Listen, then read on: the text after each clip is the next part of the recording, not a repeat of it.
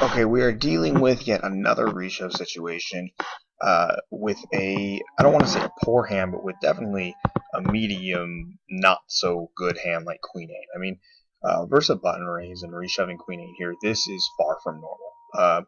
We almost never do it, but there are times when you can kind of think outside the box and you can do something a little weird, and this might be one of those spots. And so this hand is brought up because if you look at the stats of the Razor, it's 28-23. Now we have actually a very reasonable sample, 2,400 hands versus this guy. So these stats are going to be somewhat indicative of what he's really like.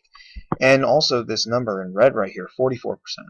That's the steal. And the requester is right. I have said before, like, people who tend to have 40% steal, and this was a big light bulb learning moment for me, people who tend to have 40% steal over a reasonable sample are people who are actually getting involved and raising more than the normal appropriate hands.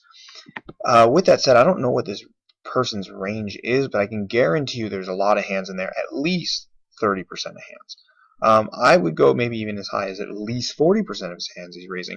How do I draw that conclusion? Well, we know he raises 23% hands overall, and we know he's going to be wider in late position because he's got a steal that's higher than his opening percentage. With that said, we can take any reasonable hand here. Queen 8, Jack 9, 10-9 offsuit, Jack 8 diamonds, whatever, something that has a little bit of substance, and we could jam it right back down this guy's throat.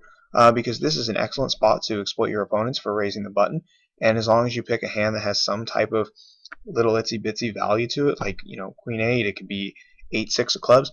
I think that this is actually a very good spot to get it in right here. So kudos to the requester for making this reshove. I think this is an excellent example of how you can reshove wide, and I hope everybody watching this, I hope you guys get a lot out of this, because this is really badass. This is a great reshove, and it's great to learn from, and just excellent job by the hero in this hand. Well done. And there's a lot to learn from. So I would suggest, if reshoving is something that's a little weird, a little awkward for you, I would suggest watching this back a few times. Take that couple minutes out of your day to do this, and just kind of get a feel for what's going on here. So to sum it up, we're doing it based off of stats, the position, stack size is good, there's lots of folding equity, the hand is medium strength, but most importantly, we're doing it against an opponent we believe is going to go away because we got some good stats over a large sample. Hope this light bulb moment helps, and when you reshove your first kind of medium strength hand in game, think of us. Way to go. Congratulations, hero. Great hand.